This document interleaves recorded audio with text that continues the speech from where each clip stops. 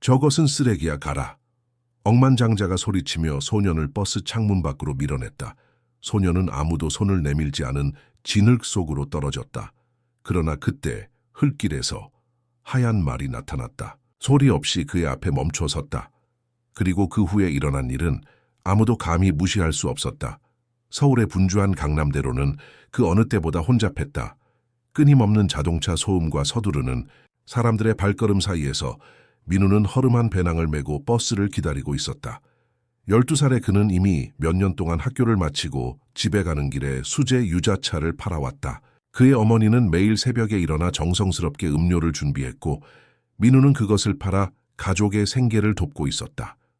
구룡마을의 작은 단칸방에서 어머니와 동생 둘과 함께 사는 민우에게 이 일은 선택이 아닌 필수였다. 오늘도 그는 강남의 부유한 지역을 지나는 버스에서 운을 시험해 보기로 했다. 버스가 도착했을 때 민우는 재빨리 올라탔다. 오후 시간대의 버스는 항상 복잡했지만 오늘은 특히 더 많은 사람들로 붐볐다. 그는 조심스럽게 통로를 지나 자리를 찾았다. 몇 분이 지나자 그는 배낭에서 유자차 병을 꺼내기 시작했다. 바로 그때 버스 뒷좌석에 앉아있던 한 남자가 그의 시선을 사로잡았다. 완벽하게 맞춘 정장, 값비싼 시계, 그리고 차가운 표정이 그를 다른 승객들과 구별시켰다. 정재훈은 한국에서 가장 큰 투자회사 중 하나의 상속자였다. 오늘은 그의 고급 차량이 갑작스런 고장으로 인해 버스를 타야 하는 굴욕을 겪고 있었다. 중요한 회의에 늦을 위기에 처한 그에게 대중교통을 이용하는 것은 참을 수 없는 모욕이었다. 민우는 용기를 내어 정재훈에게 다가갔다. 안녕하세요, 선생님. 집에서 만든 유자차 드시겠어요? 단 3,000원이에요. 그는 공손하게 말했다. 그러나 정재훈의 반응은 예상치 못한 것이었다. 누가 너 같은 아이를 여기 들어오게 했어? 여기가 시장인 줄 아니? 그는 갑자기 일어서며 소리쳤다. 순간 버스 안의 모든 시선이 그들에게 쏠렸다. 정재훈은 민우의 어깨를 강하게 붙잡고 그를 반쯤 열린 창문 쪽으로 밀었다. 저것은 쓰레기야. 가라. 그의 마지막 외침과 함께 민우는 버스 창문 밖으로 밀려났다. 그는 도로 옆 진흙탕에 떨어졌고 그의 음료병들은 주변에 산산이 부서졌다. 버스 안에서는 충격적인 침묵이 흘렀다. 아무도 개입하지 않았다. 아무도 감히 반응하지 않았다. 마침내 한 노인이 분노의 외침으로 침묵을 깼다. 교통은 정체되었다. 사람들이 땅에 누워있는 소년 주위로 모여들었다. 휴대폰 카메라가 올라갔고 몇 분 안에 동영상이 소셜미디어에서 퍼지기 시작했다. 정재훈은 여전히 서서 넥타이를 정리하고 운전기사에게 계속 가라고 명령했다. 그러나 이미 늦었다. 누군가가 경찰을 불렀다. 그리고 그때 완전히 예상치 못한 일이 일어났다. 도시의 혼돈 속에서 하얀 말 한 마리가 강남대로의 안개 속에서 나타났다. 그 광경은 초현실적이었다. 순백색 털과 깊고 푸른 눈을 가진 그 동물은 소음과 외침을 무시한 채 소년을 향해 천천히 걸어갔다. 그것은 민우 옆에 멈춰 서서 앞다리를 낮추고 거의 존경의 표시처럼 그의 코로 소년을 만지며 일어나도록 도왔다. 이것은 서울에서, 특히 이런 환경에서는 전혀 말이 되지 않았다. 그러나 수십 명의 목격자들 앞에서 일어나고 있었다. 민우는 멍한 상태에서도 그 동물을 다른 삶에서 알았던 것처럼 쓰다듬었다. 그 이미지는 기록적인 시간 안에 전국을 휩쓸었다. 다음 날 국내 모든 뉴스 채널과 소셜미디어는 강남의 기적이라 불리는 이 사건으로 가득 찼다. 이 정의를 위한 백마 해시태그가 트렌드가 되었고 사람들은 이 사건이 한국 사회의 계급 불평등과 부자들의 무례함을 어떻게 상징하는지 토론하기 시작했다. 민우의 신원이 밝혀졌다. 그는 어머니와 두 동생과 함께 서울 외곽의 빈민가에 살고 있었다. 그의 어머니는 남편을 잃고 새 아이를 키우기 위해 여러 청소 일을 하는 여성이었다. 그들의 이야기는 취약한 상황에 처한 아이들을 돕는 비영리 단체의 관심을 끌었고 그들은 즉시 이 가족을 지원하기 시작했다. 한편 정재훈은 그의 재산으로도 통제할 수 없는 최악의 악몽을 마주하고 있었다. 대중의 판단. 그는 부인하려 했고 정당화하려 했다. 스트레스를 받고 있었고 혼란의 순간에 행동했다고 주장했다. 그러나 비디오는 의심의 여지를 남기지 않았다. 그의 이미지는 산산조각이 났다. 회사 주가는 급락했고 계약은 파기되었으며 파트너십도 해체되었다. 재앙을 막기 위해 그의 고문들은 새 출발 프로젝트, 취약 청소년들을 위한 사회, 이니셔티브를 만들었고 이를 신중하게 연출된 기자회견에서 발표했다. 정재훈은 공개적으로 사과하고 수십억 원의 기부를 약속했다. 그러나 많은 사람들에게 이미 너무 늦었다. 그 동안 민우는 번창하고 있었다. 새 학교에 등록한 그는 음악과 수학에 대한 조기 재능을 발견했다. 비영리 단체의 지원으로 그는 기타를 배우고 노래를 작곡하고 두각을 나타내기 시작했다. 그가 하얀 말에 대해 작곡한 노래는 희망의 상징이 되었다. 전에는 모든 것과 모두를 의심했던 그의 어머니도 이제 그 비영리 단체에서 일하게 되었다. 동생들도 번창했고 마침내 그저 아이로 지낼 수 있게 되었다. 하얀 말은 도시 전설이 되었다. 도시의 벽에 그래피티가 나타나기 시작했다. 말이 되어라라는 문구가 적힌 티셔츠가 독립예술가들에 의해 판매되었다. 그 동물은 존엄성, 정의, 그리고 잊혀진 자들에 대한 보호의 상징으로 여겨졌다. 아무도 그것이 어디서 왔는지 알지 못했고 아무도 그것을 다시 보지 못했다. 그러나 모두가 그것을 기억했다. 몇 개월 후 그 이야기는 원래 비디오를 촬영했던 저널리스트가 제작한 다큐멘터리가 되었다. 영화는 인터뷰, 재구성, 그리고 민우가 작곡한 사운드 트랙을 혼합했다. 그것은 국제적인 현상이 되었고 상을 받았으며 권력, 공감, 변화에 대한 사례 연구로 학교와 대학에서 상영되었다. 다큐멘터리 출시는 상징적인 순간으로 표시될 예정이었다. 소년과 그를 밀어낸 남자 사이의 재회. 하지만 민우의 마음속에는 여전히 의문이 남아있었다. 그 하얀 말은 어디서 왔으며 왜 그를 구하러 왔을까? 그리고 정재훈과 그 사이에는 어떤 보이지 않는 연결고리가 있는 것일까? 그는 이 모든 질문의 답을 찾기로 결심했다.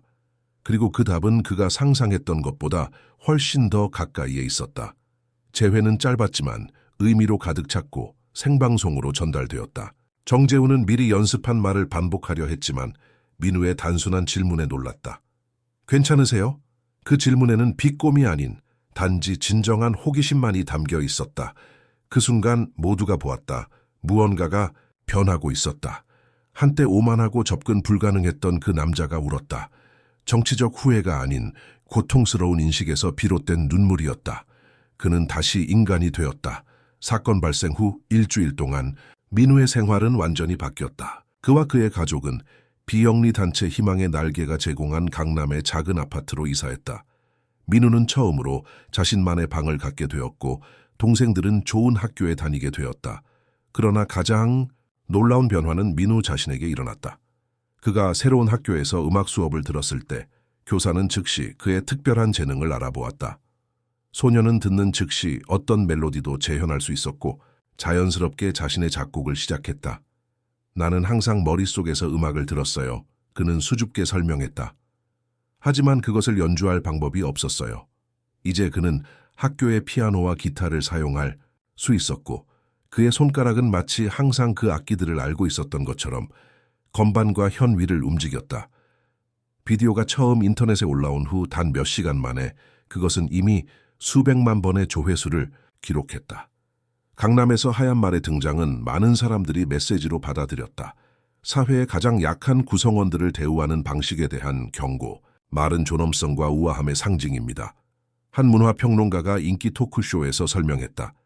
한국 신화에서 백마는 종종 신성한 존재, 특히 산신령의 사자로 등장합니다. 이 사건은 우리 사회에서 소외된 사람들에 대한 경고로 볼 수 있습니다. 민우는 갑자기 전국적인 관심의 중심이 되었다. 텔레비전 프로그램들이 인터뷰를 요청했고 유명인들이 그를 만나고 싶어 했으며 온라인 모금 캠페인이 그의 가족을 위해 시작되었다. 그러나 민우의 어머니 김수진은 보호적이었다. 제 아들은 홍보 도구가 아닙니다. 그녀는 단호하게 말했다. 그는 아직 아이입니다. 그냥 학교에 다니고 친구들과 놀게 해주세요. 그녀는 대부분의 인터뷰 요청을 거절했지만 한 젊은 다큐멘터리 제작자인 이진아의 접근에는 마음이 움직였다. 진아는 원래 비디오를 촬영한 사람 중 하나였으며 단순한 선정적인 이야기가 아닌 더 깊은 무언가를 하고 싶어 했다. 이것은 단지 부자와 가난한 사람의 이야기가 아닙니다. 그녀는 수진에게 설명했다. 이것은 공동체 존엄성, 그리고 우리가 서로를 대하는 방식에 대한 이야기입니다. 그리고 물론 그 신비로운 말에 관한 것이기도 합니다. 정재훈에게 사건 이후 일주일은 악몽이었다. 회사 주가는 30% 이상 하락했고 주요 파트너들은 공개적으로 그와의 관계를 단절했다. 그의 휴대폰은 멈추지 않고 울렸지만 그는 답하지 않았다. 대신 그는 강남의 고급 펜트하우스에 혼자 앉아 창밖의 도시를 바라보았다. 어떻게 이렇게 됐지? 그는 자신에게 물었다. 모든 것이 그의 통제를 벗어난 것 같았다. 그의 전 생애 동안 그는 항상 자신이 원하는 것을 얻었다. 돈, 권력, 존경, 그것들은 그의 가족, 이름이 가져다주는 권리였다. 그러나 이제 단 한 번의 순간적인 분노로 인해 그는 모든 것을 잃을 위기에 처했다. 민우를 버스 창문 밖으로 밀어내는 자신의 모습이 담긴 비디오를 보는 것은 마치 다른 사람을 보는 것 같았다. 그는 자신이 그런 행동을 할 수 있다는 것을 믿을 수 없었다. 그러나 증거는 거기에 있었고 부인할 수 없었다. 그가 가장 이해할 수 없었던 것은 하얀 말이었다. 서울 한복판의 말이라니? 그것은 불가능했다. 그는 처음에 그것이 조작된 것이라고 생각했지만 너무 많은 목격자들과 다양한 각도에서의 비디오가 있었다. 그의 홍보팀은 재빨리 전략을 세웠다. 그들은 그가 공개적으로 사과하고 취약 청소년들을 위한 새로운 재단을 발표하며 개인적인 위기로 인한 일시적인 정신 붕괴였다고 주장할 것을 권고했다. 모든 것이 신중하게 계획되었다. 기자회견은 다음 날로 예정되었다. 하지만 그날 밤 정재훈은 잠들 수 없었다. 그는 계속해서 하얀 말을 보았다. 그의 꿈속에서. 그러나 이 꿈들에서 말은 그를 비난하는 눈으로 그를 바라보고 있었다. 그는 땀에 흠뻑 젖은 채로 깨어났고 그의 가슴은 두려움으로 빠르게 뛰고 있었다. 뭔가 그를 방해하고 있었다. 그가 말로 표현할 수 없는 무언가. 아침에 그는 비서에게 전화했다. 기자회견을 취소해. 그는 명령했다. 대신 그 소년을 찾아. 나는 그와 그의 가족을 개인적으로 만나고 싶어. 그의 비서는 충격을 받았다. 정 회장님, PR팀이, 나는 PR팀이 뭐라고 하는지 상관하지 않아. 그는 잘났다. 그냥 해. 그날의 나머지 시간 동안 정재훈은 그의 고급 아파트에 앉아 창밖을 바라보았다. 서울의 스카이라인은 여전히 인상적이었지만 그는 이제 그것을 다른 눈으로 보았다. 그 고층 빌딩들 뒤에 다른 세계가 있었다. 그가 평생 무시했던 세계. 그의 생각은 갑자기 그의 아버지로 향했다. 경직된 냉혹한 남자였던 그는 정재훈에게 단 한 가지 중요한 교훈을 가르쳤다. 약한 것은 죄다. 이 세상은 강자의 것이다. 그는 자주 말했다. 너는 결코 약해 보여서는 안 된다. 정재훈은 그 말을 믿었고 그것에 따라 살았다.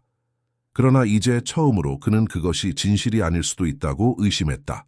그의 비서가 그날 늦게 전화했다. 회장님, 좋지 않은 소식입니다. 그 소년의 어머니가 만남을 거절했습니다. 그녀는 당신이 진정한 사과를 원한다면 공개적으로 해야 한다고 말했습니다. 정재훈은 분노를 느꼈다. 그러나 곧 그것은 사라졌다. 그것이 그가 예상했어야 할 일이었다. 그는 어쩌면 만남을 너무 쉽게 얻을 수 있을 것이라고 생각했다. 결국 그는 항상 원하는 것을 얻었다. 그는 마음을 정했다. 다음 날 그는 진정한 사과를 할 것이다. 그의 PR팀의 각본이 없이. 그리고 그 다음에 그는 변화를 시작할 것이다. 수지는 여전히 믿지 않았다. 그는 그저 자신의 이미지를 구하려고 할 뿐이에요. 그녀는 진에게 말했다. 두 사람이 민우의 새 학교 밖에서 기다리는 동안 그는 우리를 이용하고 싶어 해요. 진아는 고개를 끄덕였지만 그녀의 마음속에서는 다른 생각이 떠올랐다. 그녀의 저널리스트 본능이 그녀에게 이 이야기에 더 많은 것이 있다고 말하고 있었다. 그러나 만약 그가 진심으로 변했다면 어떨까요? 그녀는 물었다. 저는 그 하얀 말이 단지 우연이 아니라고 믿어요. 그것은 뭔가를 의미해요. 우리가 아직 이해하지 못하는 무언가를. 수지는 그녀를 날카롭게 보았다. 당신은 미신을 믿나요? 저는 우연을 믿지 않아요. 진아는 대답했다. 저는 모든 일이 이유가 있다고 믿어요. 어쩌면 정재훈 씨와 민우가 모르는 방식으로 연결되어 있을지도 몰라요. 그 순간 학교 문이 열렸고 민우가 나왔다. 그는 이제 새 옷을 입고 새 배낭을 메고 있었지만 그의 눈은 여전히 그녀가 처음 만났을 때와 같은 것을 반영했다. 놀라운 지혜와 부드러움. 그는 그의 어머니에게 달려가 그녀를 껴안았다. 엄마, 오늘 선생님이 내가 작곡한 노래가 정말 좋다고 하셨어요. 그녀는 내가 학교 공연에서 연주할 수 있다고 했어요. 매수진은 미소 지었고 일시적으로 그녀의 걱정을 잊었다. 그러나 진아는 여전히 생각에 잠겨 있었다. 그녀는 정재훈에 대해 더 많이 알아야 했다. 그리고 그 신비로운 하얀 말에 대해서도.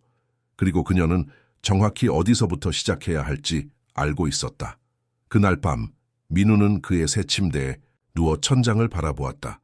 그의 마음은 여전히 하얀 말로 가득 차 있었다. 그 동물은 이상하게 친숙했다.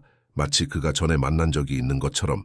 그러나 그는 확실히 전에 말을 본 적이 없었다. 동물원에서도 그는 그의 오른손을 들어올려 창문을 통해 들어오는 달빛으로 비추었다. 그의 손바닥에는 작은 말 모양의 흉터가 있었다. 그가 아기였을 때 생긴 것이라고 그의 어머니가 말했다. 그것은 항상 그에게 행운의 표시였다. 그는 눈을 감고 잠들었고 하얀 말에 관한 꿈을 꾸었다. 그러나 이번에는 그 말이 그에게 이야기했다. 그리고 그것이 말한 것은 그의 과거와 미래 모두와 관련이 있었다. 민우는 잠에서 깨어났을 때 자신의 꿈을 명확하게 기억했다. 꿈속에서 하얀 말이 그에게 말했다. 너의 과거가 너의 미래를 만난다.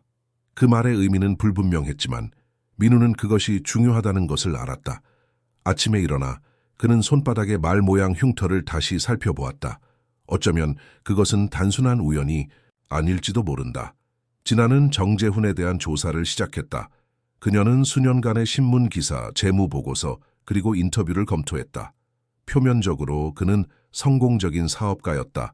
냉정하고 효율적이며 때로는 무자비하지만 항상 법의 테두리 안에서 행동했다. 그러나 그녀가 더 깊이 파고들수록 그녀는 흥미로운 패턴을 발견했다. 정재훈의 아버지 정상훈은 한국전쟁 중 고아였다.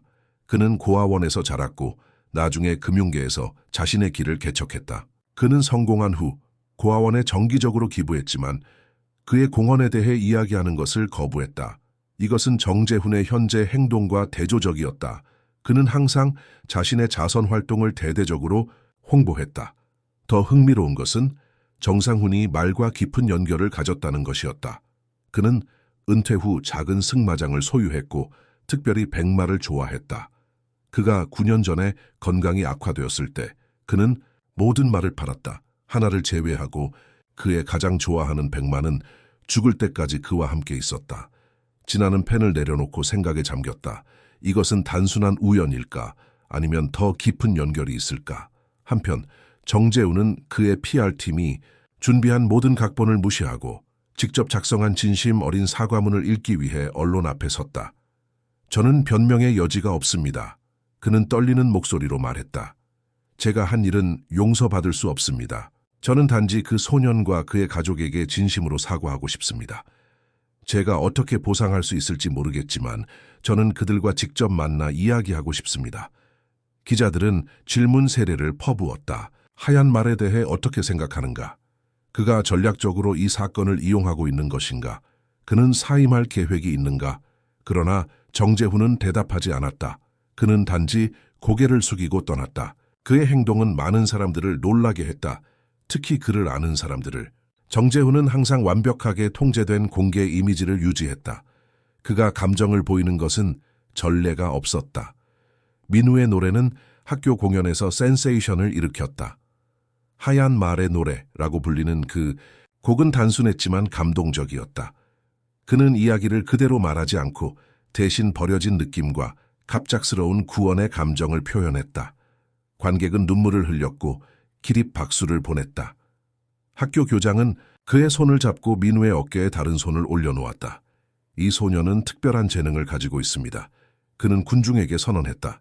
우리는 그가 번창할 수 있도록 모든 지원을 제공할 것입니다. 민우는 이제 학교의 영웅이 되었다.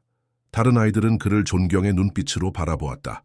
갑자기 그는 친구들로 둘러싸였다. 그의 이야기를 듣고 싶어하는 아이들로. 처음으로 그는 소속감을 느꼈다. 그러나 그의 마음속 깊은 곳에서 그는 여전히 의문을 품고 있었다. 그의 꿈은 계속되었고 항상 같은 메시지를 가지고 있었다. 너의 과거가 너의 미래를 만난다. 수지는 민우가 자신의 재능을 발견하는 것을 보며 기뻐했다. 그러나 그녀도 비밀을 가지고 있었다. 그녀가 아직 아들에게 말할 준비가 되지 않은 비밀을, 민우의 아버지에 대한 진실, 그가 어떻게 진정으로 돌아가셨는지, 그리고 왜 민우의 손바닥에 그 특별한 흉터가 있는지. 어쩌면 지금이 진실을 말할 때일지도 모른다. 특히 정재훈이 그들의 삶에 들어온 이후로. 진아는 마침내 결정적인 정보를 발견했다. 그녀는 정재훈의 아버지가 소유했던 승마장을 방문하기로 결심했다. 그곳은 이제 다른 사람이 운영하고 있었지만 원래 직원 중 일부가 여전히 그곳에서 일하고 있었다. 그녀는 노년의 마을 관리인인 김도안을 만났다. 그는 정상훈과 가까운 친구였다. 정 회장님은 말을 사랑했습니다. 도안은 회상했다. 특히 설월이라는 하얀 말을. 그는 그 말이 특별한 영혼을 가졌다고 믿었습니다. 그가 세상을 떠났을 때 말도 사라졌습니다. 모두가 그것이 슬픔으로 도망쳤다고 생각했습니다. 진아는 갑자기 흥분했다. 설월이 어떻게 생겼는지 기억하시나요? 물론이죠. 도안은 미소 지었다. 완전히 하얀 털에 놀랍도록 푸른 눈. 그 말은 정 회장님 외에는 아무도 가까이 오도록 허락하지 않았습니다. 그것은 마치 사람처럼 생각할 수 있는 것 같았습니다. 그 설명은 민우가 본 말과 완벽하게 일치했다. 그러나 그것이 어떻게 가능할까? 정상훈의 말이 어떻게 9년 후에 강남에 나타날 수 있었을까? 더 중요한 것은 왜 그것이 민우를 도우러 왔을까? 그 말이 단지 상징이 아닌 무언가 더 많은 것을 의미한다면 정재훈의 꿈은 계속되었다. 매일 밤 그는 하얀 말을 보았다. 그리고 그것은 항상 그를 비난하는 눈으로 바라보았다. 그러나 이제 그는 또한 그의 아버지를 보았다. 말 옆에 서 있는. 그의 아버지는 그에게 어떤 말도 하지 않았다. 단지 슬픈 눈으로 그를 바라보았다. 정재훈은 이제 이 꿈들이 단순한 죄책감의 표현이 아니라는 것을 알았다. 그것들은 그를 무언가로 인도하고 있었다. 그가 마주해야 할 진실로. 그는 아버지의 옛 일기장을 찾기 시작했다. 정상훈은 생전에 매일 일기를 썼다. 그러나 정재훈은 그것들을 읽어본 적이 없었다. 그는 항상 아버지의 사생활을 존중한다고 생각했지만 이제 그는 단지 무관심했다는 것을 깨달았다. 일기장들은 그의 아버지의 서재에 있었다. 나무 상자 안에 정리되어 있었다. 정재훈은 가장 오래된 것부터 시작했다. 그것들은 한국전쟁 직후 고아원에서의 그의 아버지의 어린 시절에 대해 이야기했다. 정상훈은 그곳에서 힘든 시간을 보냈지만 한 가지 위안이 있었다. 근처 농장의 하얀 말. 그는 종종 담장을 넘어 그 말을 쓰다듬으러 갔다. 어느 날 그 말의 주인이 그를 발견했다. 정재훈은 그의 아버지가 처벌받을 것이라고 예상했지만 대신 그 농부는 그에게 말 타는 법을 가르쳐 주었다. 그 말과 그 농부는 정상훈의 삶을 바꾸었다. 그들은 그에게 인내, 존중, 그리고 친절을 가르쳤다. 정재훈은 일기장을 내려놓고 생각에 잠겼다. 그의 아버지는 항상 그에게 강해지라고 가르쳤다. 감정을 보이지 말라고, 약한 사람들을 존중하지 말라고. 그러나 이 일기장들은 다른 사람을 보여주었다. 감사하고 겸손하며 친절한 사람을. 무슨 일이 일어났는가? 무엇이 그의 아버지를 그렇게 변화시켰는가? 그는 계속 읽기로 결심했다. 수지는 마침내 민우에게 진실을 말하기로 결심했다. 그들은 한강공원의 벤치에 앉았다. 강을 바라보며. 너의 아버지에 대해 말해야 할 것이 있어. 그녀는 조용히 말했다. 그는 단순한 건설 노동자가 아니었어. 그는 기업가였어. 사업을 시작하려던. 그는 큰 꿈을 가지고 있었지만 그것들을 실현시킬 기회를 갖지 못했어. 민우는 어리둥절했다. 무슨 말씀이세요, 엄마? 수지는 깊게 숨을 들이마셨다. 너의 아버지는 사업 파트너를 신뢰했어. 그러나 그 사람은 그를 배신했어. 그는 너의 아버지의 모든 돈을 가져갔고 그를 파산시켰어. 그 파트너는 부유하고 영향력 있는 사람이었기 때문에 너의 아버지는 정의를 얻을 수 없었어. 그는 깊은 절망에 빠졌고 그녀의 목소리가 흔들렸다. 그는 감당할 수 없었어. 민우는 눈물이 그의 뺨을 타고 흐르는 것을 느꼈다. 그는 그의 아버지가 작업장 사고로 돌아가셨다고 항상 들어왔다. 그 파트너가 누구였어요? 그는 물었다. 이미 답을 두려워하며. 수지는 그를 바라보았다. 그녀의 눈에는 슬픔과 걱정이 가득했다. 정상훈이었어. 그녀는 마침내 말했다. 정재훈의 아버지. 민우는 충격으로 얼어붙었다. 모든 것이 이제 이해되기 시작했다. 하얀, 말꿈 그의 손바닥의 흉터. 엄마, 이 흉터에 대해 말해주세요. 그는 그의 손을 들어올리며 말했다. 그것은 사고로 생긴 것이 아니었죠, 그렇죠? 수지는 고개를 저었다. 너는 아기였을 때 너의 아버지는 너를 정 회장의 승마장에 데려갔어. 그는 마지막으로 정 회장에게 애원하고 싶었어. 그가 사업에 대한 아이디어를 훔쳤다고, 그를 고발하지 않겠다고 약속하는 대신 단지 약간의 돈을 돌려받기 위해. 그들이 이야기하는 동안 너는 기어가 하얀 말에게 갔어. 모두가 놀랍게도 말은 너를 해치지 않았어. 대신 그것은 너의 손바닥을 부드럽게 코로 건드렸어. 그리고 그 접촉이 그 특별한 흉터를 남겼어. 정 회장은 그것을 보고 창백해졌어. 그는 너의 아버지에게 돈을 돌려주겠다고 약속했어. 그러나 그는 결코 그 약속을 지키지 않았어. 민우는 이제 이해했다. 하얀 말은 그를 인식했다. 그것은 그를 보호하기 위해 왔다. 과거의 잘못을 바로잡기 위해. 그리고 정재훈, 그는 알고 있었을까? 그는 그의 아버지의 죄에 대해 알고 있었을까? 진아는 그녀의 조사에서 발견한 것을 믿을 수 없었다. 그녀는 민우의 아버지의 이름을 검색했고 정상훈과의 연결을 발견했다. 그들은 비즈니스 파트너였고 지적재산권 분쟁이 있었다. 법원 기록은 정상훈에게 유리했지만 소문은 그가 아이디어를 훔쳤다고 말했다. 그리고 민우의 아버지가 돌아간 시기는 그 법적 분쟁 직후였다. 모든 것이 연결되기 시작했다. 하얀 말, 민우, 정재훈. 그들은 모두 해결되지 않은 과거에 얽매여 있었다. 그리고 이제 그 과거는 현재에서 그들을 만나고 있었다. 그녀는 이제 다큐멘터리의 진정한 이야기를 알았다. 그것은 단지 부자와 가난한 사람에 관한 것이 아니었다. 그것은 정의, 용서, 그리고 구속에 관한 것이었다. 그리고 그녀는 민우와 정재훈이 서로를 만나는 것이 중요하다는 것을 알았다. 단지 카메라 앞에서가 아니라 진정한 화해를 위해. 그녀는 수진에게 전화했다. 우리는 이야기해야 합니다. 그녀는 말했다. 저는 민우의 아버지와 정상훈에 대한 진실을 발견했습니다. 그리고 저는 정재훈도 이제 알고 있다고 생각합니다. 전화기 너머로 그녀는 수진이 숨을 들이마시는 것을 들을 수 있었다. 어떻게 알았어요? 그녀는 물었다. 그것은 중요하지 않습니다. 진아는 대답했다. 중요한 것은 이제 무엇을 할 것인가입니다. 민우와 정재훈은 서로를 만날 필요가 있습니다. 진실을 위해. 그리고 하얀 말, 그것은 우연이 아닙니다. 그것은 이 모든 것의 중심에 있습니다. 수지는 잠시 침묵했다. 오늘 민우에게 진실을 말했어요. 그녀는 마침내 말했다. 그는 알아야 했어요. 특히 지금. 그는 어떻게 받아들였나요? 그는 놀랐어요. 혼란스러워했어요. 그러나 그는 또한 마침내 많은 것들이 이해된다고 말했어요. 그의 꿈, 하얀 말, 그의 손바닥의 흉터. 그는 지금 자신의 방에서 기타를 치고 있어요. 그는 항상 음악으로 자신의 감정을 표현해요. 진아는 고개를 끄덕였다. 비록 수진이 그것을 볼 수 없을지라도 내일 정재훈을 만나러 갈 거예요. 그녀는 말했다. 그에게 모든 것을 말할 거예요. 그리고 그가 이것에 대해 어떻게 반응하는지 볼 거예요. 조심하세요. 수진이 경고했다. 그는 아직도 위험한 사람일 수 있어요. 대여 이상은 아니라고 생각해요. 진아는 말했다. 저는 그가 변하고 있다고 생각해요. 그의 아버지처럼 하얀 말이 그의 인생을 바꾸고 있어요. 진아는 다음 날 아침 일찍 정재훈의 사무실을 찾았다.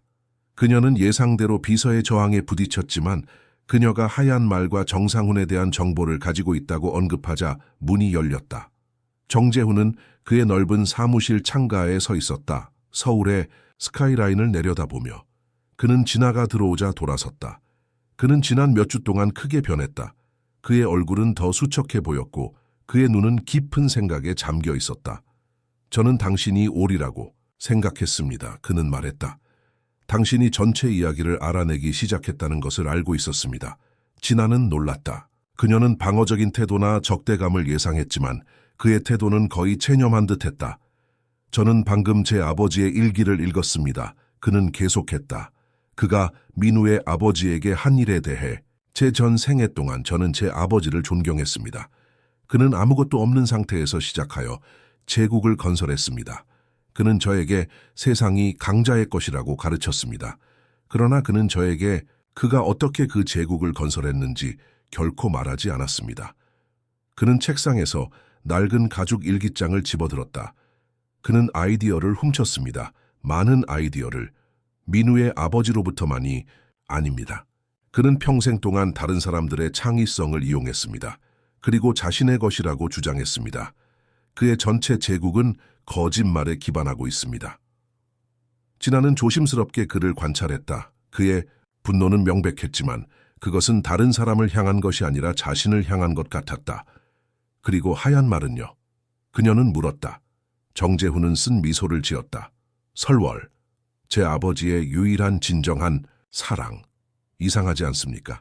그는 인간에게는 그렇게 냉혹했지만 그 말에게는 끝없는 애정을 가지고 있었습니다. 그는 그 말이 특별한 영혼을 가지고 있다고 믿었습니다. 그는 제게 그 말이 그를 판단한다고 말했습니다.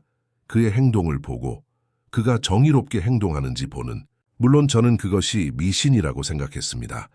그는 창가로 돌아갔다. 이제 저는 확신하지 않습니다. 제 아버지가 돌아가신 후 설월은 사라졌습니다. 아무도 그 말을 다시 보지 못했습니다. 민우가 강남대로에서 밀려날 때까지. 그것은 우연일 수 없습니다. 진아는 그에게 가까이 다가갔다. 민우의 손바닥에 대해 아시나요? 말 모양의 흉터? 정재훈은 그녀를 날카롭게 바라보았다. 무슨 흉터요? 민우가 아기였을 때 그의 아버지는 그를 당신 아버지의 승마장에 데려갔습니다. 그는 마지막으로 당신 아버지에게 애원하려고 했습니다. 그동안 민우는 설월에게 기어갔고 말은 그의 손바닥을 코로 만졌습니다. 그 접촉이 흉터를 남겼습니다. 작은 말 모양의 흉터를. 정재훈은 움직이지 않았지만 그의 눈에서 지나는 모든 것이 그에게 맞아떨어지는 것을 볼 수 있었다. 제 아버지의 일기장에 그 이야기가 있습니다. 그는 마침내 말했다. 그는 그것이 나쁜 징조라고 생각했습니다. 그는 설월이 결코 다른 사람을 그렇게 가까이 오도록 허락하지 않았다고 썼습니다. 그는 두려워했습니다. 무엇을 두려워했습니까? 그는 민우가 언젠가 그의 비밀을 폭로할 것이라고 두려워했습니다. 설월의 축복을 받았기 때문에. 그것은 터무니없지만 제 아버지는 그것을 믿었습니다. 그는 민우의 아버지에게 돈을 돌려주기로 약속했지만 결코 그렇게 하지 않았습니다. 대신 그는 그를 계속 파괴했습니다. 진아는 모든 것이 이제 이해된다고 느꼈다. 그리고 이제 하얀 말이 돌아왔습니다. 그리고 당신은 과거에 아버지의 잘못을 반복했습니다. 정재훈은 고개를 숙였다. 저는 제가 한 일에 대해 용서를 구할 자격이 없다는 것을 알고 있습니다. 그러나 저는 잘못을 바로잡고 싶습니다. 저는 민우와 그의 가족을 만나고 싶습니다. 당신의 다큐멘터리를 위해서가 아니라 제 영혼을 위해서. 그의 말은 진아를 감동시켰다. 그녀는 그가 진심이라고 믿었다. 다큐멘터리는 중요하지 않습니다. 그녀는 말했다. 중요한 것은 진실입니다. 민우와 그의 어머니에게 이야기하겠습니다. 그러나 저는 약속할 수 없습니다. 결정은 그들의 것입니다. 정재훈은 고개를 끄덕였다. 이해합니다. 그리고 감사합니다. 진아가 떠나려고 할 때 그는 그녀를 불렀다. 민우의 노래, 그는 말했다. 그것에 대해 들었습니다. 그것을 들을 수 있을까요? 민우는 학교에서 돌아왔을 때 진아가 그의 아파트에서 그의 어머니와 이야기하고 있는 것을 발견했다. 그들은 그가 들어오자 대화를 멈추었다. 무슨 일이에요? 그는 물었다. 그들의 심각한 표정을 보며. 수지는 그에게 자리에 앉으라고 손짓했다. 진아 씨가 오늘 정재훈 씨를 만났어. 그녀는 말했다. 그는 우리를 만나고 싶어해. 민우는 잠시 생각했다. 어제 그가 그의 아버지의 이야기를 들은 이후로 그는 많은 혼란스러운 감정을 느꼈다. 슬픔, 분노, 그리고 이상하게도 호기심. 그는 정재훈을 만나고 싶었다. 아버지가 당한 부당함에 대해 그를 직접 마주하기 위해. 그러나 그는 또한 두려웠다. 그는 우리에게 뭐라고 말하고 싶어 하나요? 그는 물었다. 진아는 정재훈이 그녀에게 말한 것을 설명했다. 그가 그의 아버지의 일기를 읽었다는 것, 진실을 알게 되었다는 것, 그리고 그가 잘못을 바로잡고 싶다는 것. 그는 당신의 노래를 듣고 싶어 해요. 그녀는 덧붙였다. 하얀 말에 대한 노래. 민우는 놀랐다. 그의 노래는 매우 개인적이었다. 그것은 단지 하얀 말에 관한 것이 아니었다. 그것은 그의 고통, 그의 희망, 그리고 그의 혼란에 관한 것이었다. 그것을 정재훈과 공유한다는 생각은 이상했다. 그러나 그는 또한 그것이 어쩌면 치유의 시작이 될 수 있다고 느꼈다. 언제 그를 만나나요? 그는 물었다. 수지는 그의 손을 잡았다. 그것은 내 결정이야, 민우야. 우리는 그를 만날 필요가 없어. 우리는 지금 괜찮아. 우리는 그의 돈이나 용서가 필요 없어. 민우는 어머니의 얼굴을 바라보았다. 그녀는 강해 보였지만 그는 그녀의 눈 뒤에 여전히 아픔이 있다는 것을 알았다. 그의 아버지의 죽음은 그녀를 결코 떠나지 않았다. 어쩌면 그녀도 다짐이 필요할지도 모른다. 그를 만나고 싶어요. 그는 결정했다. 하지만 여기서는 안 돼요. 다른 곳에서요. 어디서? 진아가 물었다. 민우는 잠시 생각했다. 설월이 나타났던 곳에서요. 강남대로에서. 정재훈은 만남 장소를 들었을 때 놀랐다. 그러나 그는 즉시 동의했다. 그것은 적절했다. 그들은 그의 행동이 모든 것을 시작한 바로 그 장소에서 만날 것이다. 만남은 이틀 후로 정해졌다. 그날 밤 민우는 평소보다 더 열심히 그의 노래를 연습했다. 그는 정재훈이 그것을 들었을 때 감동받기를 원했다. 단지 그것이 좋은 노래이기 때문이 아니라 그것이 진실을 담고 있기 때문에. 그가 기타를 치고 노래를 부르는 동안 그는 그의 손바닥의 흉터가 따뜻해지는 것을 느꼈다.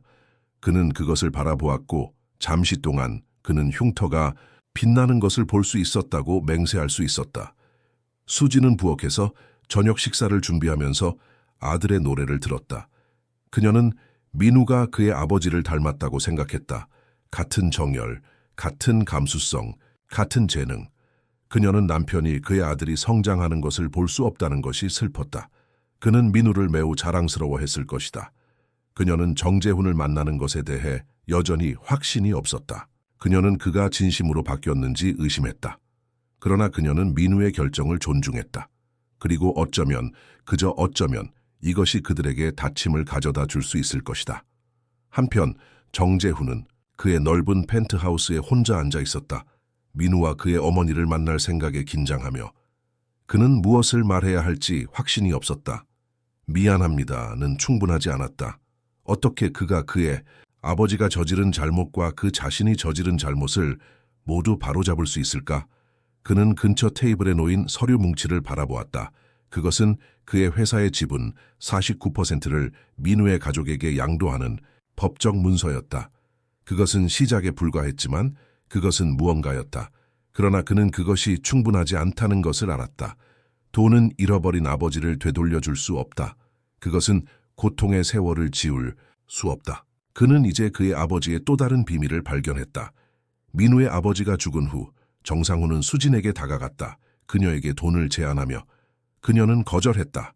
그녀는 그에게 그녀의 남편이 돈을 위해 죽지 않았다고 말했다. 그는 그의 존엄성과 자부심을 위해 죽었다. 정상훈은 그녀에게 익명의 기부를 계속 보냈지만 그녀는 매번 그것을 돌려보냈다. 정재훈은 그의 아버지가 양심의 가책을 느꼈다는 것을 알았다. 비록 그가 그것을 인정하지 않았을지라도. 그리고 이제 그는 같은 감정을 느끼고 있었다. 다음 날 진아는 그녀의 다큐멘터리 팀을 불렀다. 변화가 있어요. 그녀는 그들에게 말했다. 이것은 우리가 처음 생각했던 것보다 더 복잡한 이야기예요. 정재훈 씨와 민우 사이에는 우리가 몰랐던 연결이 있어요. 그녀는 그들에게 그녀가 발견한 것을 설명했다. 두 가족 사이의 역사, 하얀 말의 의미, 그리고 민우 손바닥의 흉터. 팀은 매혹되었다. 이것은 단순한 다큐멘터리가 아니에요. 촬영 감독이 말했다. 이것은 운명에 관한 거예요. 진아는 동의했다. 그래서 내일 만남에서 우리는 관찰자로만 있을 거예요. 개입 없이, 질문 없이 우리는 단지 그들이 그들의 이야기를 풀어나가도록 할 거예요. 그날 밤 세 사람 모두 민우, 수진, 정재훈, 은 잠들기 어려웠다. 그들은 모두 다음날 만남에 대해 생각하고 있었다. 그리고 그들 모두는 같은 꿈을 꾸었다. 그들은 하얀 말을 보았다. 강남대로에 서 있는. 그러나 이번에는 말 옆에 한 남자가 서 있었다. 민우의 아버지. 그는 그들에게 미소를 지었고 그들에게 서로를 용서하라고 손짓했다. 그들은 모두 땀에 흠뻑 젖은 채로 깨어났다. 그들의 가슴은 두려움이 아닌 기대로 빠르게 뛰고 있었다. 정재훈은 일어나 그의 옷장으로 갔다. 그는 오랫동안 입지 않은 옷을 꺼냈다. 단순한 청바지와 티셔츠. 오늘 그는 부유한 기업가로서가 아니라 단지 한 인간으로서 민우와 수진을 만날 것이다. 수진은 민우의 방을 들여다보았다. 그는 이미 일어나 있었고 그의 기타를 연습하고 있었다. 그의 눈에는 결단이 있었다. 그녀는 그가 자랐다는 것을 깨달았다. 단지 이 몇 주 만에 그녀는 그가 자신의 아버지를 자랑스럽게 만들 것이라는 것을 알았다. 진아는 그녀의 카메라 팀을 만났다. 그들은 강남대로에 일찍 도착해 모든 것을 설정했다. 그녀는 이것이 단순한 다큐멘터리 이상의 무언가라는 것을 알았다. 그녀는 오늘 일어날 일이 세 사람의 삶을 영원히 변화시킬 것이라고 믿었다. 그리고 그녀는 또한 하얀 말이 다시 나타날 것이라고 확신했다. 그녀는 그것을 느낄 수 있었다. 공기 중에서 뭔가 마법 같은, 뭔가 운명적인 만남의 시간이 다가오고 있었다. 정재훈은 그의 고급차를 집에 두고 택시를 타기로 결정했다. 그는 민우와 수진이 그의 부를 상기시키는 어떤 것도 보지 않기를 원했다. 그는 강남대로에 가까워질수록 더 긴장되었다. 그의 손은 떨리고 있었고 그의 입은 말랐다. 그는 준비한 모든 말을 잊어버린 것 같았다. 그는 단지 자신의 마음이 그를 인도하도록 해야 할 것이다. 민우와 수진은 버스를 타고 도착했다. 민우는 그의 기타를 가져왔다. 어깨에 걸려 있었다. 그는 정재훈에게 직접 그의 노래를 연주하기로 결정했다. 그것은 그가 자신의 감정을 표현할 수 있는 유일한 방법이었다. 수진은 그의 손을 잡았다. 위안을 주기 위해. 그녀는 여전히 이 만남에 대해 확신이 없었지만 그녀는 그녀의 아들을 지지할 것이다. 그들이 버스에서 내렸을 때 그들은 진아와 그녀의 팀이 이미 거기에 있는 것을 보았다. 그러나 정재훈은 아직 도착하지 않았다. 그들은 기다렸다. 긴장된 침묵 속에서. 그리고 그때 그들은 그를 보았다. 혼자 걸어오는. 그는 다르게 보였다. 더 젊고 덜 위협적이고. 그는 마치 평범한 사람처럼 보였다. 그가 가까워질 때 민우는 갑자기 무언가를 느꼈다. 그의 손바닥에서. 그의 흉터가 따뜻해지고 있었다. 거의 맥동하는 것처럼. 그는 그것을 바라보았고 놀랍게도 그것이 희미하게 빛나는 것을 보았다. 그리고 그때 그들 모두가 그것을 들었다. 말발굽 소리. 그들은 돌아섰고 안개 속에서 나오는 하얀 말을 보았다. 설월이 돌아왔다. 시간이 멈춘 것 같았다. 강남대로의 소음, 사람들의 움직임, 도시의 리듬, 모든 것이 정지했다.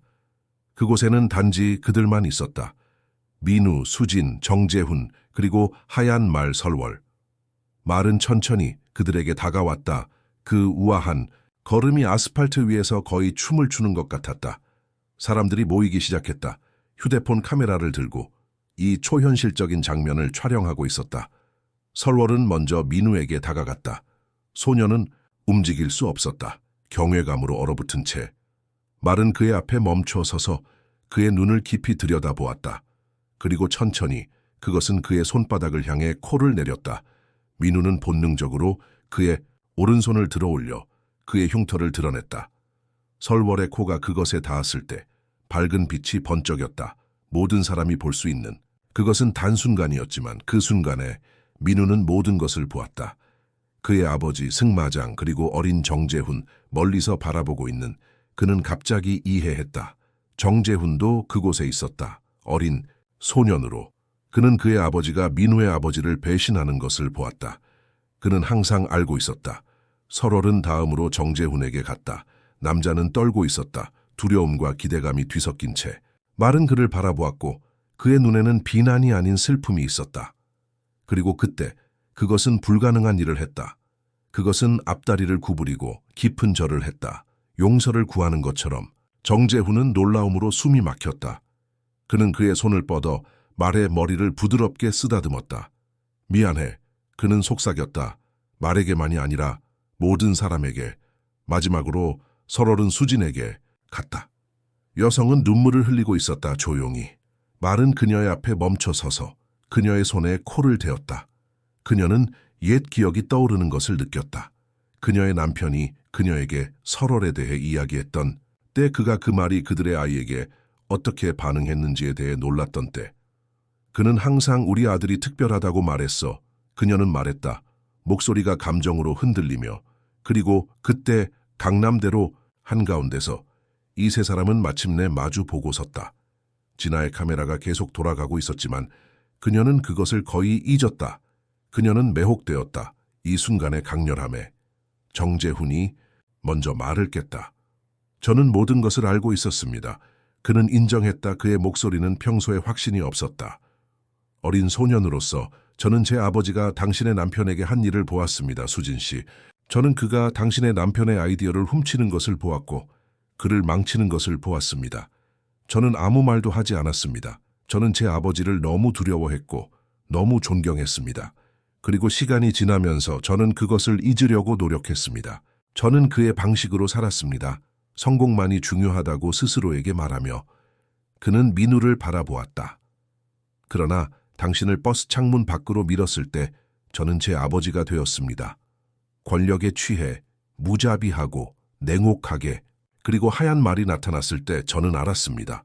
과거가 저를 따라잡았다는 것을. 수지는 그를 오랫동안 바라보았다. 당신의 아버지는 내 남편의 삶을 파괴했습니다. 그녀는 말했다.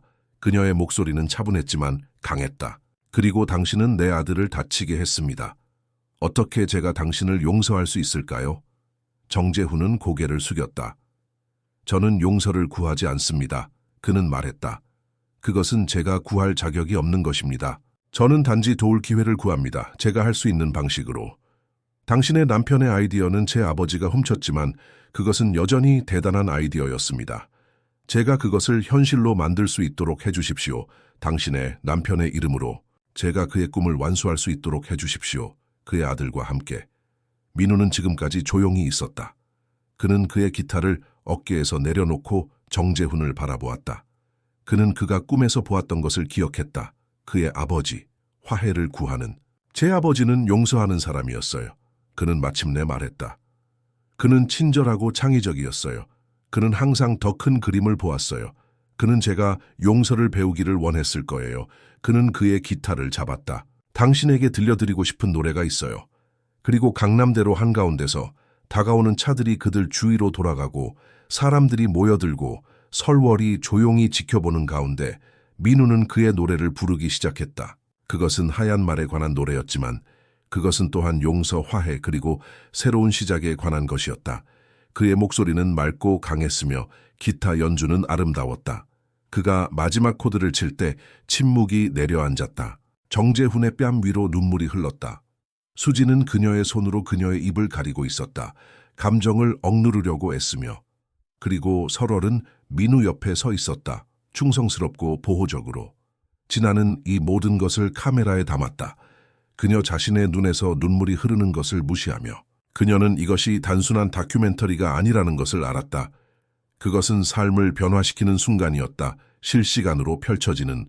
정재훈은 민우에게 다가갔다. 당신의 노래는 아름답습니다. 그는 말했다. 당신은 당신의 아버지처럼 창의적입니다. 저를 용서하든 아니든 제가 당신을 도울 수 있도록 해주십시오. 당신의 재능을 세상과 공유할 수 있도록. 민우는 정재훈을 바라보았다. 그는 그의 손바닥의 흉터가 따뜻해지는 것을 느꼈다. 어쩌면 이것이 그의 아버지가 항상 원했던 것일지도 모른다. 복수가 아닌 화해, 분노가 아닌 이해. 저는 당신을 용서합니다.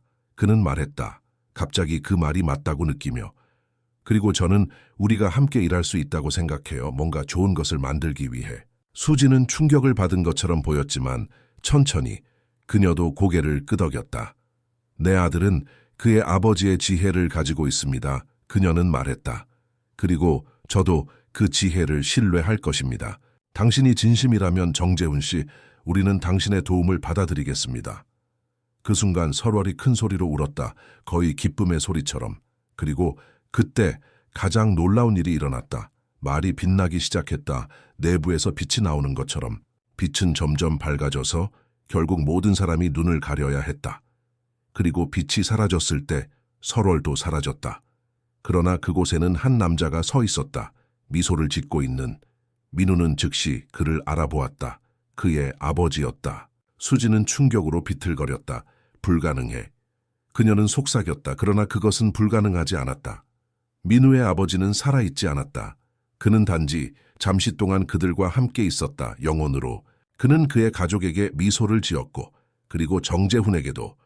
그는 말을 하지 않았지만 그의 눈은 모든 것을 말했다. 용서, 화해, 그리고 평화. 그는 민우의 어깨에 손을 올려놓았다. 그의 손은 거의 반투명했다. 그는 고개를 끄덕였다. 자랑스러운 듯이. 그리고 그때 그는 정재훈에게 손을 내밀었다. 정재훈은 떨리는 손으로 그것을 잡았고 비록 그것이 실체가 없었지만 그는 그것이 따뜻하다고 맹세할 수 있었다. 다시 한번 빛이 번쩍였다. 그리고 그가 사라졌을 때 그들 모두는 깊은 평화를 느꼈다. 모든 것이 마침내 제자리를 찾은 것 같은. 강남대로는 다시 정상으로 돌아왔다. 차들이 지나가고 사람들이 서두르고. 그러나 그 세 사람은 변했다, 영원히. 그들은 서로를 바라보았다. 새로운 이해와 함께. 무슨 일이 일어났는지 믿을 수 없어요. 진아가 말했다. 그녀의 카메라맨이 여전히 촬영하고 있는지 확인하며. 당신은 그것을 보았나요? 당신은 그를 보았나요? 그들은 모두 고개를 끄덕였다. 그들은 보았다. 그리고 그들은 이해했다. 아버지는 항상 말하셨어요. 설월이 마법 같은 말이라고. 민우가 말했다. 그의 눈은 여전히 그의 아버지가 서 있던 장소에 고정되어 있었다. 그는 설월이 사람들 사이에 다리를 놓는다고 말했어요. 과거와 현재 사이에. 산자와 죽은 자 사이에. 제 아버지도 같은 말을 했습니다. 정재훈이 말했다. 놀라운 깨달음으로. 그는 설월이 그를 더 나은 사람으로 만들었다고 말했습니다. 잠시 동안. 그러나 그는 결국 그 교훈을 잊었습니다. 수지는 민우의 어깨에 손을 올려놓았다. 우리는 잊지 않을 거예요. 그녀는 말했다. 우리는 이 순간을 명예롭게 할 거예요. 그날 저녁 진아의 촬영 영상은 전국적인 뉴스가 되었다. 강남의 기적, 백마의 귀환이라는 제목의 그녀의 예비 편집은 수백만 명의 시청자를 끌어모았다. 사람들은 그들이 본 것에 대해 논쟁했다. 그것은 정말로 영혼이었는가? 아니면 단지 빛의 속임수였는가? 그러나 그곳에 있었던 사람들은 알았다. 그들은 진실을 보았다. 정재훈은 그의 약속을 지켰다. 그는 민우의 아버지의 원래 사업 아이디어를 찾아내어 그것을 현실로 만들었다. 그것은 혁신적인 재생에너지 솔루션이었고 그는 그것을 민우의 아버지의 이름으로 출시했다. 그는 또한 그의 회사의 지분 49%를 민우와 수진에게 양도했다. 그러나 가장 중요한 것은 그는 그들의 삶의 일부가 되었다는 것이다. 멘토로서, 친구로서, 그리고 마침내 가족으로서. 민우의 음악적 재능은 번창했다. 정재훈의 연결과 자원으로 그는 최고의 선생님들에게 배울 수 있었다. 16세까지 그는 이미 국제적으로 인정받는 작곡가였다. 그의 첫 앨범 하얀 말의 노래는 비평가들의 찬사를 받았고 그의 어린 나이에도 불구하고 여러 상을 받았다. 수지는 비영리 단체를 설립했다. 두 번째 기회라는 이름에. 그것은 어려운 배경을 가진 아이들이 음악과 예술을 통해 그들의 재능을 발견하도록 도왔다. 그녀는 자신의 아들이 어떻게 치유를 찾았는지를 보았고 다른 아이들도 같은 기회를 갖기를 원했다. 정재훈은 재정적으로 그 단체를 지원했지만 그는 절대 그것을 홍보하지 않았다. 그는 배웠다. 진정한 친절은 카메라를 위한 것이 아니라는 것을. 진아의 다큐멘터리 강남의 기적, 용서의 이야기는 국제적인 히트작이 되었다. 그것은 단순한 계급 충돌 이야기를 넘어 용서, 구속 그리고 치유의 이야기가 되었다. 그녀는 자신이 단지 이야기를 말하는 것이 아니라 그것의 일부가 되었다고 느꼈다. 다큐멘터리가 출시된 날 그들은 모두 함께 그것을 보았다. 민우, 수진, 정재훈 그리고 진아. 마지막 장면에서 민우가 강남대로에서 노래하는 동안 그들은 모두 빛나는 형상을 보았다. 그들 뒤에 서 있는 하얀 말의 형태로. 그것은 단지 빛의 반사가 아니었다. 그것은 설월이었다. 그들과 함께 있는, 항상 지켜보는, 그리고 그들은 미소를 지었다. 그들 모두. 그들은 이제 알았다. 일어난 모든 일이 그들을 이 순간으로 이끌었다는 것을. 그들은 모두 더 나은 사람들이 되었다. 그들의 고통과 치유를 통해. 그리고 설월 마법 같은 하얀 말은 그들의 이야기의 끝이 아니라 단지 시작에 불과했다. 앞으로 올 더 많은 기적들이 있었다. 더 많은 치유가, 더 많은 사랑이. 그리고 그들은 모두 그것을 함께 경험할 것이다. 한 가족으로. 민우는 종종 그의 손바닥의 흉터를 바라보았다. 그것이 그에게 상기시켰다. 용서의 힘, 믿음의 힘, 그리고 두 번째 기회의 힘.